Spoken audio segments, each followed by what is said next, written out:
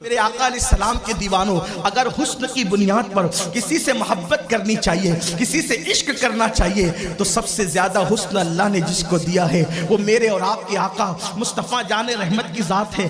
صحابہ کہتے ہیں اگر اللہ بالفرض اپنے محبوب پر قرآن نازل نہ بھی کرتا تو مصطفیٰ جان رحمت کا چہرہ اتنا خوبصورت اللہ نے بنایا تھا کہ جو چہرہ دیکھتا وہ چہرہ دیکھ کر ہی مسلمان ہو جاتا۔ بلکہ یہاں پر مجھے ایک بات یاد آتی ہے جو میں اکثر حضور کا حسن بیان کرتے ہوئے کہتا ہوں، اختصار سے کہتا ہوں اس لیے کہ میں نے بہت پہلے کہیں بیان کیا ہے، لیکن یہاں اختصار سے کہتا ہوں۔ ایک دن ام المومنین حضرت عائشہ صدیقہ نے پوچھا کہ یا رسول اللہ، آپ زیادہ خوبصورت ہیں یا حضرت یوسف زیادہ خوبصورت تھے؟ غور کریں آپ، سوال کرنے والی ہماری اماں جان پر بھی اللہ رحمتوں کا نزول فرمائے۔ کیا سوال کیا؟ آپ زیادہ خوبصورت ہیں یا حضرت یوسف؟ جواب کیا تھا؟ کیا تھا جواب؟ سیدھا سا جواب تھا، میں زیادہ خوبصورت ہوں۔ لیکن حضور کی ایک خاص بات ہے، حضور نے اپنی زندگی میں نہیں کہا، اس لیے کہ حضور علیہ السلام کو میں کہنا پسند نہیں تھا۔ اور یاد رکھنا، جب تک انسان کے اندر میں ہے اس وقت تک انسان چاہے تہجد پڑھے، چاہے قرآن پڑھے، چاہے روزے رکھے، اللہ تک پہنچ نہیں سکتا۔ جب تک انسان اپنی میں کو ختم نہ کرے اس وقت تک کہ وہ اللہ تک نہیں پہنچ سکتا۔ جس دن میں ختم ہو جائے اس دن ایک سجدہ بھی اللہ تک پہنچانے کے لیے کافی ہو جاتا ہے۔ شیطان کس سے مارا گیا؟ میں سے مارا گیا۔ اس نے کہا نا انا خیر من، میں اس سے بہتر ہوں۔ اس کی میں نے اس کو تباہ کیا، اس کی میں نے، اسی لیے اسی کہنے والے نے بہت اچھی بات کہی،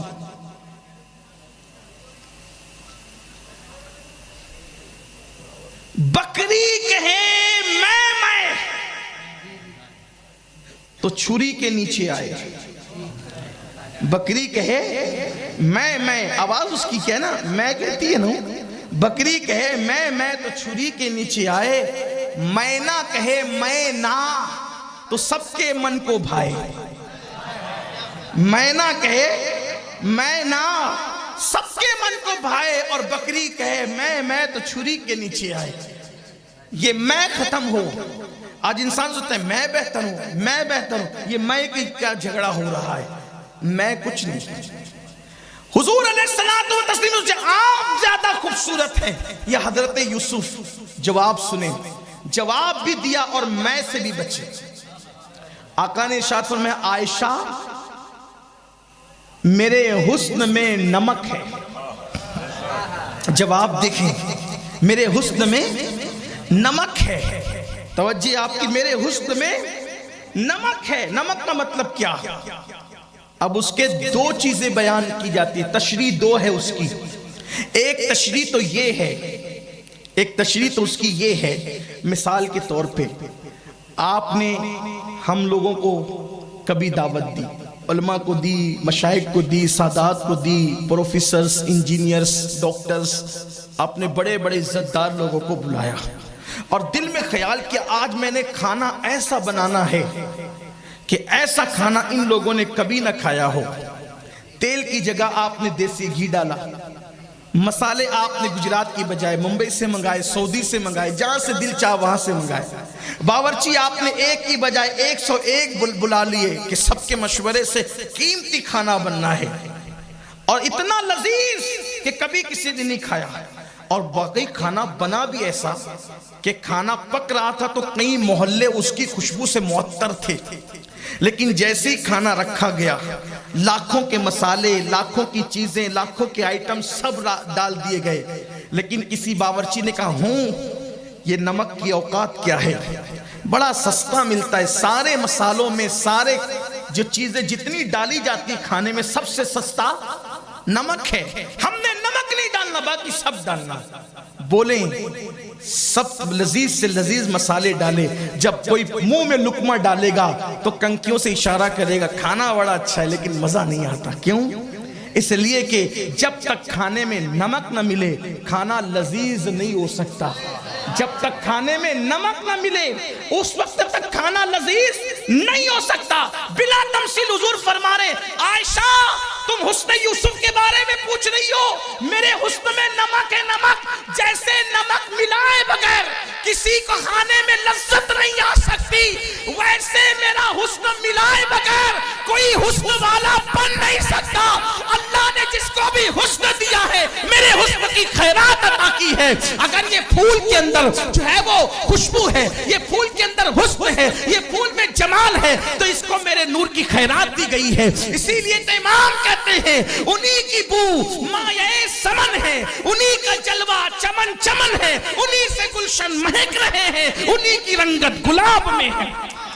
یہ جو چاند چمک رہا ہے حضور کے حسن کی خیرات, یہ انبیاء کرام چمک رہے ہیں حضور کے حسن کی خیرات. جس کو بھی حسن ملا ہے مصطفیٰ جان رحمت کے حسن کے صدقے میں ملا ہے. اور دوسری بات نمک کی خاصیت ہے, 50 کلو شکر ڈالیں آپ کھیر کے اندر اور 1 کلو نمک ڈالیں, نمک جہاں رہے گا بتائے گا کہ میں ہوں. نمک جہاں رہے گا بتائے گا میں ہوں, یعنی وہ سب پہ غالب رہتا ہے, جہاں رہتا ہے سب پہ غالب رہتا ہے. قربان جائیں حضور فرماتے میرے حسن میں نمک ہے, یعنی جیسے نمک ہر کھانے پر غالب رہتا ہے ویسے میرا حسن سب کے حسن پر غالب آ گیا ہے. اسی لیے کہ آسماں گر تیرے تلووں کا نظارہ کرتا, آسماں گر تیرے تلووں کا نظارہ کرتا, روز ایک چاند تصدق میں اتارا کرتا, چھپ گیا چاند نہ آئی تیرے دیدار کی تاب, سامنے گر کبھی ہوتا بھی تو سجدہ کرتا. حسن مصطفیٰ پر کیا کیا بیان کریں, لیکن اگر اخلاق کی بنیاد پر کسی سے عشق کیا جائے, کوئی ایسا اخلاق والا تو لاؤ. ایک بار میرے آقا تشریف لے جا رہے ہیں, نہیں پیش کر سکتا کوئی, تاریخ میں کوئی نہیں پیش کر سکتا یہ اخلاق. اللہ کے رسول علیہ السلام تشریف لے جا رہے ہیں, صحابہ کرام کی جماعت حضور کے ساتھ ہے, بڑا لشکر ہے, لشکر جہاد کے لیے جا رہا ہے, جنگ کے لیے جا رہا ہے. دیکھا کہ ایک کتیا اپنے بچوں کو لیٹ کر دودھ پلا رہی ہے. عام طور پہ کتیا جب بچوں کو دودھ پلاتی ہے تو کبھی غور کرنا وہ پورا پھیل جاتی ہے زمین پر, کیونکہ اس کے کئی ایک بچے ہوتے ہیں, پھیلے بغیر وہ بچوں کو دودھ نہیں پلا سکتی کیونکہ اس کے بچے 3 4 5 6 اس طرح ہوتے ہیں. تو کتیا زمین پر لیٹ کر اپنے بچوں کو دودھ پلا رہی ہے.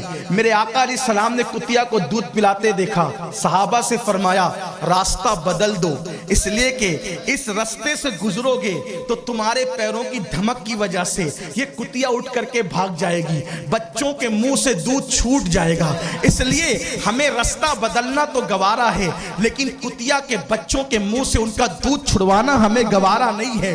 اور پھر صحابہ کو وہاں کھڑا کر دیا گیا یہ کہتے ہوئے کہ اللہ کے رسول کا حکم ہے یہ کتیا ڈر کر بھاگ نہ جائے, اس لیے تم راستہ بدل کر کے جاؤ تاکہ کتیا کے بچے وہاں اطمینان سے دودھ پی سکیں. میں چیلنج کرتا ہوں پوری دنیا کے انسانوں کو, کوئی ایسا اخلاق والا لا کر تو بتاؤ جو کتوں کے بچوں تک کا خیال کرتا ہو, جو اپنے ہزاروں صحابہ کا راستہ تبدیل کروا دے لیکن کتے کو اٹھنے نہ دے بلکہ کتیا کے بچوں کے منہ سے دودھ چھوٹنے نہ دے. کوئی ہے ایسا اخلاق والا؟ اگر اخلاق کی بنیاد پر کسی سے پیار کیا جا سکتا ہے تو ہمارے آقا کے سوا اور کون ہو سکتا ہے؟ اور سنو, اگر علم کی بنیاد پر کسی سے پیار کرنا یا عشق کرنے کا آپ ضابطہ بناتے ہیں تو مجھے بتاؤ, اللہ اکبر, جو ڈائریکٹ اللہ کا شاگرد ہو علم کے معاملے میں, جس کے بارے میں قرآن کہتا ہے الرحمن علم القرآن, رحمان نے قرآن سکھایا انسانیت کی جان محمد عربی صلی اللہ علیہ وآلہ وسلم کو, حتیٰ کہ یہاں تک فرمایا وَعَلَّمَكَ مَا لَمْ تَكُنْ تَعْلَمْ وَكَانَ فَضْلُ اللَّهِ عَلَيْكَ عَظِيمًا.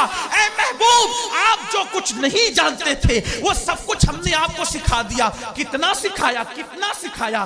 ایک شخص نے اٹھ کر کے پوچھا کہ یا رسول اللہ میں کس کا بیٹا ہوں؟ واللہ یہ بھی چیلنج ہے, بڑے سے بڑا مفتی, بڑے سے بڑا فقی, بڑے سے بڑا محدث کسی کے بارے میں نہیں بتا سکتا کہ کون کس کا بیٹا ہے، لیکن یہ میرے نبی سے پوچھا گیا میں کس کا بیٹا ہوں، حضور نے ان کے نام، ان کے باپ کا نام بتایا، اور جس کو باپ کہتے تھے انہی کا نام بتایا۔ تو وہ اپنی ماں سے جا کر کہنے لگے امی آج میں نے پوچھا حضور سے کہ میں بیٹا کس کا ہوں، تو حضور نے نام بتایا۔ سرکار کی علیہ السلام کی یہ بات سننے کے بعد ان کی ماں نے کہا تیری ناک خاک آلود ہو، وہ تو اللہ کا شکر ہے کہ میں پاک دامن تھی، آج رسوا ہونے سے بچ گئی، اس لیے کہ عرب کی عورتوں کا حال تو بڑا عجیب تھا، اگر میں نے کسی سے منہ کالا ہوا کیا ہوتا تو آج تو مجھے رسوا ہی کر دیتا۔ آپ اندازہ فرمائے میرے آقا صلی اللہ علیہ وسلم، اور ایک مرتبہ ایک کے بارے میں کہہ دیا کہ یہ جس کو باپ کہتا ہے اس کا بیٹا نہیں ہے، کہہ دیا ایک مرتبہ ایک کے بارے میں، وہ دوڑا گیا، حالانکہ وہ مسلمان نہیں تھا، اس کے بارے میں کہا جس کو باپ کہتا ہے اس کا بیٹا نہیں ہے یہ، وہ دوڑا گیا، ماں کو چت لٹا دیا، اس کے سینے پہ بیٹھا اور تلوار نکال کر کے کہا بول سچ، کیونکہ میں محبت پر ایمان تو اس نے کہا کہ نہیں لایا، لیکن میں نے دیکھا ہے کہ وہ جو بھی بات کہتے ہیں سچ کہتے ہیں، اور آج کہہ دیا کہ وہ اپنے باپ کا بیٹا نہیں، تو اب بتا سچائی کیا ہے؟ اس کی ماں نے کہا کم بخت، اگر اپنے باپ کا ہوتا تو ماں کے ساتھ یہ سلوک کیوں کرتا؟ دراصل تیرا باپ نامرد تھا اور دولت مند تھا، تو میں نے سوچا کہ کہیں اس کے مرنے کے بعد دولت غیروں کے ہاتھ نہ چلی جائے، تو میں نے کسی چرواہے کے ساتھ منہ کالا کیا جس سے تو پیدا ہوا ہے، اور اسی کی خبر مصطفیٰ جان رحمت صلی اللہ علیہ وآلہ وسلم نے دی ہے۔ تو کس کے شکم میں کس کا بچہ ہے یہ بھی حضور جانتے ہیں، شکم کے اندر لڑکا یا لڑکی یہ بھی حضور جانتے ہیں، شکم کے اندر نیک ہے یا بدکار ہے یہ بھی حضور جانتے ہیں، شکم کا تو علم رکھتے ہی ہے، قبر کے اندر عذاب ہو رہا ہے یا ثواب دیا جا رہا ہے اس کی خبر بھی مصطفیٰ جان رحمت عطا فرماتے ہیں۔ اللہ اکبر۔ تو علم کی بنیاد پر اگر کسی سے عشق کیا جائے، ان سے بڑا عالم کون، ان سے بڑا خلق عظیم والا کون، ان سے بڑا حسن والا کون؟ اور اگر بات اقتدار کی ہے، اقتدار کی، کوئی ایک گھر کا حاکم، کوئی ایک شہر کا حاکم، کوئی ایک ملک کا حاکم، مصطفیٰ جان رحمت فرماتے ہیں میرے دو وزیر ہیں زمین پر اور میرے دو وزیر آسمانوں پر، جو وزیر زمین پر ہے وہ ایک ابو بکر ہے اور ایک عمر ہے، اور جو آسمانوں پر وزیر ہے ایک جبریل اور ایک میکائیل ہے۔ آپ مجھے بتائیں، حضور بتا رہے کیونکہ بادشاہ کی سلطنت جہاں تک ہوتی ہے اس کے وزیر وہاں کام کرتے ہیں، تو زمین پر تو حضور کی سلطنت ہے، اس لیے ابو بکر عمر ان کے وزیر ہوئے، اور حضور کی سلطنت آسمانوں پر بھی ہے، اس لیے اللہ اکبر جبریل اور میکائیل ان کے وزیر ہوئے۔ تو حضور کی سلطنت صرف زمین پر نہیں بلکہ آسمانوں پر بھی ہے۔ تو اگر اقتدار کی بنیاد پر کسی سے پیار کرنا چاہیے یا پیار کیا جا سکتا ہے تو میرے آقا علیہ الصلوۃ والتسلیم کی ذات یہ بہت زیادہ مستحق ہے کہ ان سے پیار کیا جائے۔ اگر مالداری کی وجہ سے کسی سے پیار کیا جائے کہ مالداروں سے پیار کرو تو اللہ اکبر، ان سے بڑا مالدار کون ہوگا کہ پیٹ پر پتھر باندھتے ہیں اور پوری کائنات ان کے دسترخوان سے کھاتی ہے۔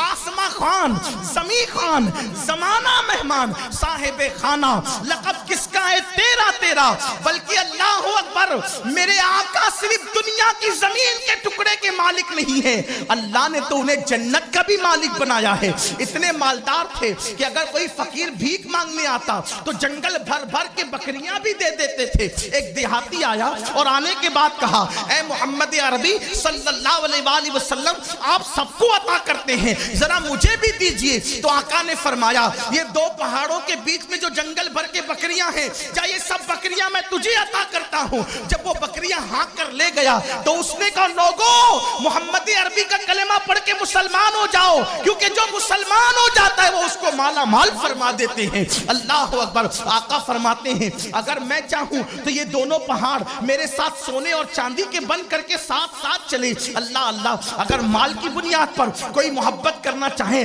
تو محبت کا حال یہ، اور اگر نسب کی بنیاد پر کسی سے محبت اور عشق کیا جائے تو ان سے اعلیٰ نسب کس کا ہے؟ میرے آقا فرماتے ہیں صلی اللہ علیہ وآلہ وسلم ہر زمانے میں اللہ نے چنے ہوئے بندوں کو جب اللہ نے سلیکٹ کیا تو ان میں میرے آبا و اجداد کو ان کا سلیکشن کیا، ان کو چنا، حتیٰ کہ اللہ نے پھر قریش کو چنا، قریش میں بنو ہاشم کو چنا، بنو ہاشم میں اللہ تعالیٰ نے عبد المطلب मुत्तलिब को चुना, अल्लाह अकबर, और आले अब्दुल मुत्तलिब से अल्लाह ने मुझको चुना। इसीलिए इमाम कहते हैं यही बोले सिदरा वाले, चमने जहां के थाले सभी मैंने छान डाले, तेरे पाए का न पाया, तुझे यक ने यक बनाया, तुझे यक ने यक बनाया। कहां कहां तक हुजूर का जिक्र करें, लेकिन बस बात समेटते हुए कि अगर हुस्न की बुनियाद पर, इल्म की बुनियाद पर, अखलाक की बुनियाद पर, परहेजगारी की बुनियाद पर, दौलत की बुनियाद पर, नसब की बुनियाद पर अगर किसी से प्यार किया जा सकता है, तो मेरे आका अलैहिस्सलातु व तस्लीम है। और आखिरी बात इस उन्वान के हवाले से, अगर एहसानात की बुनियाद पर किसी से इश्क किया जा सकता है, तो उनसे ज्यादा एहसानात किसके किस पर हो सकते हैं?